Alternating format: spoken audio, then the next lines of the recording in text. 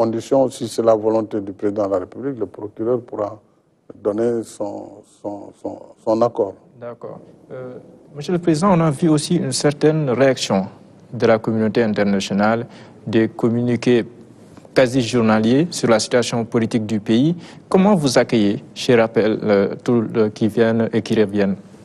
Je l'accueille avec beaucoup de peine, parce que je ne peux pas comprendre que des partenaires qui sont avec le Sénégal, qui, en principe, travaillent avec nous sur les mêmes principes, lorsqu'il se passe quelque chose dans notre pays, et tous les pays peuvent avoir des difficultés conjoncturelles, ils doivent d'abord venir à la source, voir ce qui se passe exactement, au lieu de se suffire de commentaires qui condamnent de façon péremptoire, parfois, de façon très violente, le président de la République, le Sénégal. Ça m'a fait de la peine, parce qu'au Sénégal, jusqu'au moment où je vous parle, une seule loi n'a pas été violée. Personne ne peut dire que le président de la République, en abrogeant le décret, n'était pas dans son droit. Là, le Conseil a dit que ce décret était adossé à une loi qui elle-même est annulée. À partir de ce moment, le Conseil joue son rôle. Donc, nous sommes dans le dialogue des institutions. Le Sénégal est un véritable État de droit. L'Assemblée nationale a eu son temps, a joué sa partition. C'est la seule qui doit voter les lois. Elle l'a voté. Le Conseil constitutionnel est le seul juge des lois constitutionnelles. Il a joué sa partition. Le président de la République, en tant que chef de l'exécutif, a pris acte et a décidé de mettre en œuvre les décisions du Conseil. C'est ça l'état de droit.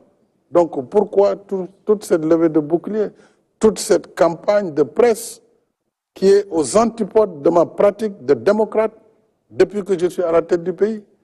Moi, je suis venu en gagnant des élections. Je viens de l'opposition. C'est moi qui ai proposé la réforme pour fixer définitivement la limitation des mandats et la durée du mandat du président de la République. Quand j'ai été élu, le mandat était de 7 ans. C'est moi qui ai proposé un référendum pour le ramener définitivement à 5 ans renouvelable une fois. J'ai refusé d'être tenté par un 3e mandat. J'ai été très clair. Je l'ai dit le 3 juillet. Je l'ai répété le 3 février 2024. Pourquoi on veut dire et faire dire avec des moyens importants de la presse internationale que le président de la République veut s'agripper au pouvoir? Mais si c'était ma volonté, j'aurais été candidat. C'est tellement plus simple.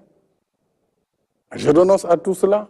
Je construis mon pays avec tous les Sénégalais. Je ne mérite pas cette campagne internationale et je la dénonce de façon vigoureuse.